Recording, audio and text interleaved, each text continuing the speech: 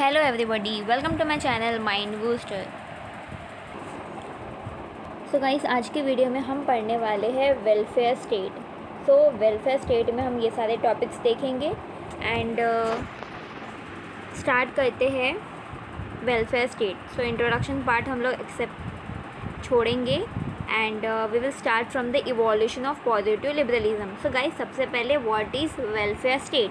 Welfare state is a form of government in which the state protect and promote the economic and social well-being of the citizen। तो मतलब ये government का form है जिसमें क्या करती है, स्टेट प्रोटेक्ट करती है और प्रमोट करती है इकोनॉमिक और सोशल वेलबींग किसकी, सिटीज़न की, based on the principle of equal opportunity. Okay, तो किसके बेस पे? इक्वल अपॉर्चुनिटी के बेस पे। कोई डिस्क्रिमिनेशन नहीं होता है on ground of anything. Okay, तो ये होता है वेलफेयर स्टेट। सो हम स्टार्ट करते हैं इवोल्यूशन ऑफ पॉजिटिव लिबरलिज्म।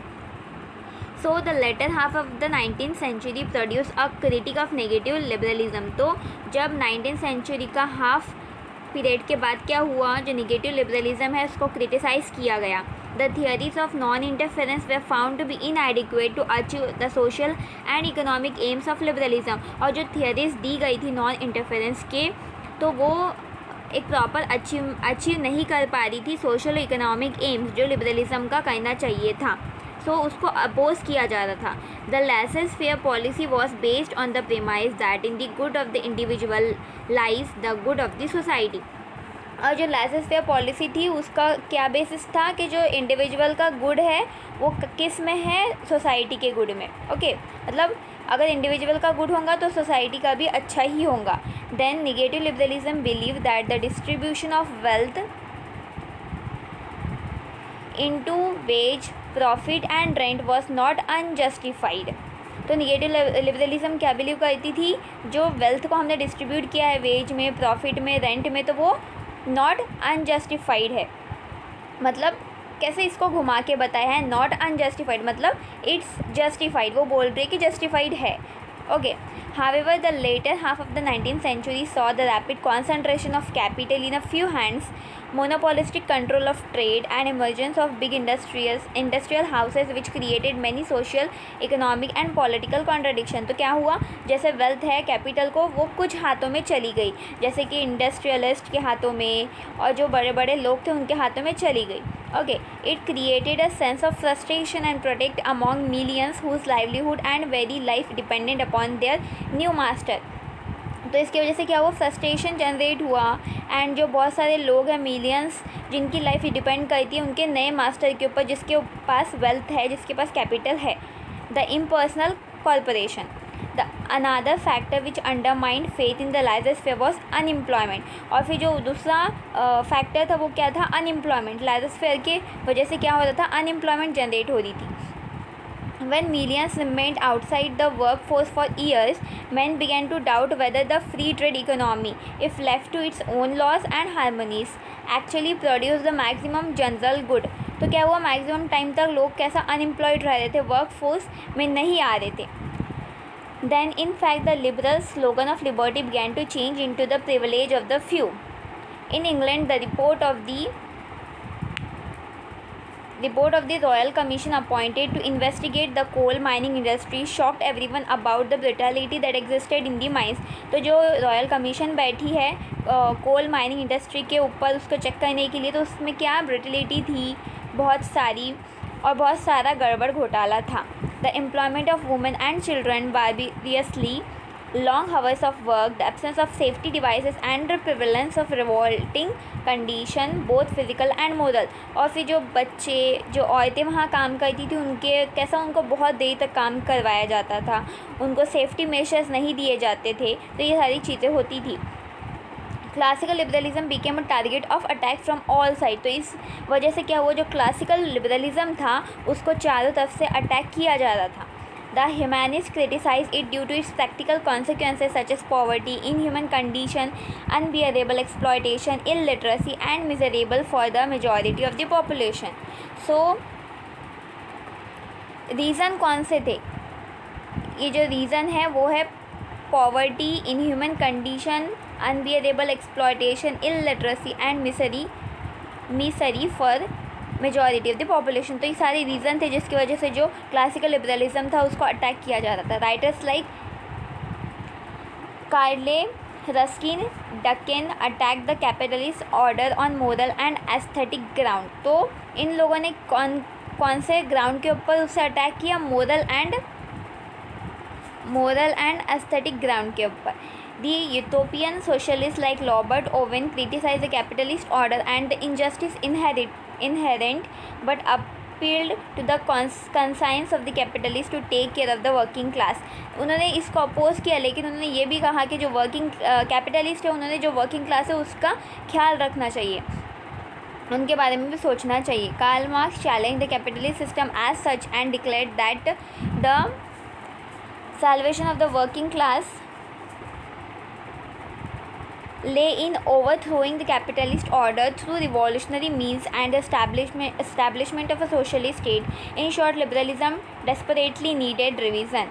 और आपको तो पता ही होगा कार्ल मार्क्स जो थे वो कैपिटलिस्ट के बहुत खिलाफ थे। Then a thoroughgoing revision of liberal theory required the examination of the nature and function of the state, the nature of liberty and the relationship between liberty and authority.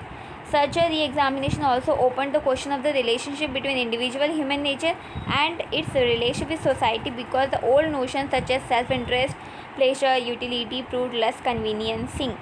तो ये जो चीज़ें थी less convincing थी, तो क्या होता था, जो रिलेशनशिप थे इंडिविजुअल ह्यूमन नेचर का, तो उसके ऊपर कुछ क्वेश्चन अराइज हो रहे थे। This revision is known as positive liberalism. तो इससे क्या आया? पॉजिटिव लिबरलिज्म आया, क्योंकि निगेटिव लिबरलिज्म के बहुत सारे क्रिटिसिज्म स्टार्ट हो गए, इसलिए पॉजिटिव लिबरलिज्म आया। And was carried out by J.S. Mill, T.H. Green, D.G. Ritchie in the 19th century and Hobhouse. ये जो सारे हैं इन्होंने पॉजिटिव लिबरलिज्म को बताया है। ओके, देन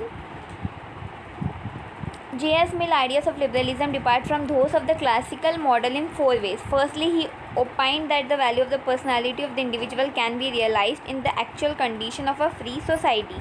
तो उन्होंने 4 मॉडल बताए हैं J.S. Mill ने। फर्स्ट था कि he opined that the value of the personality of the individual can be realized in the actual condition of a free society। Free society में हम उसको रियलाइज़ कर सकते हैं, first one.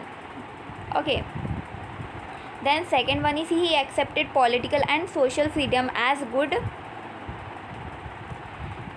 in themselves, to live one's own life, developing one's own native trait and capacities is not only a means to happiness but a substantive part of happiness itself। A good society is one which permit both freedom and open up the opportunity for a free and satisfying way of life। तो उन्होंने क्या कहा कि जो free society है, a good society is one which permit. तो जो एक गुड सोसाइटी क्या है? जो एक फ्रीडम देती है, एक इक्वल अपॉर्चुनिटी देती है, ये होती है good society. Then T.H. Green brought about an idealist revision of liberalism. He made it abundantly clear that liberalism could not be placed on narrow foundation। तो उन्होंने कहा कि लिबरलिज्म को एक नैरो फाउंडेशन के ऊपर नहीं रख सकते। He inferred that at the center of liberal philosophy was the idea of the general good or common human well-being, which is capable of being shared by everyone, which provided a standard for legislation। तो एक proper standard of legislation रहना चाहिए। This standard could not be individual liberty alone. तो ये एक standard मतलब सिर्फ individual की लिबर्टी नहीं होनी चाहिए। Choice means opportunity and opportunity means society that is not coercive beyond need. तो चॉइस मतलब क्या होता है? अपॉर्चुनिटी होती है, और अपॉर्चुनिटी के अगर किसी को अपॉर्चुनिटी मिल रही है, इसका मतलब क्या, जो सोसाइटी है जिसमें वो रह रहा है तो वो कॉइसिव नहीं है, वो सोसाइटी अपनी मनमानी नहीं करती है, either in its legal and political structure और in its economic and social structure. Okay, then freedom is really as much social as it is an individual conception। It refers at once to the quality of society and the quality of person that make up that society. तो ये depend करता है quality society की quality के ऊपर और quality वो person के क्वालिटी के ऊपर जिसने वो सोसाइटी को बनाया है। Green define liberty as a positive power और कैपेसिटी ऑफ डूइंग और इन्जॉइंग समथिंग वर्थ डूइंग और इन्जॉइंग। तो ग्रीन ने कैसे डिफाइन किया लिबर्टी को, उन्होंने डिफाइन किया एज अ पॉजिटिव पावर और कैपेसिटी ऑफ डूइंग और इन्जॉइंग समथिंग वर्थ डूइंग और इन्जॉइंग फ्रीडम। इन्जॉइंग मतलब सिर्फ एक पावर, पॉजिटिव पावर क्या होता है, कैपेसिटी होती है कुछ करने की और वो चीज़ को इन्जॉय करने की। Then freedom implies not only a legal but an actual possibility. Hence, it is impossible that a government should be liberal merely by standing aside and refraining from legislation, or that a liberal society should come into being merely by political inadvertence। मतलब एक government का काम यही नहीं होता है कि सिर्फ वो लीगल जो लॉज बनाए या फिर उनके सिर्फ एक स्टैंड अप कमेटी बन के सिर्फ एक लॉज बनाए। उनका एक ये होता है कि जो पावर है उसको अच्छे से यूज़ करे, वो जो लॉ बना रहे हैं उसको अच्छे से जो उनके सिटीज़न है वो इन्जॉय कर सके वो लॉज को भी। ओके, देन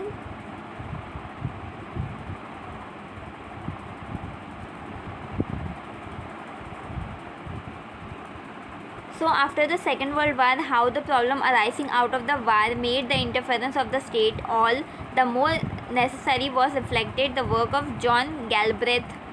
तो सेकेंड वर्ल्ड वार के बाद सबसे ज़्यादा किसका वर्क डिटरमाइंड हुआ, मतलब माना गया जॉन गैल्ब्रेथ का। In his book the affluent society and the new industrial state, तो उनका एक बुक थी the affluent society and the new industrial state.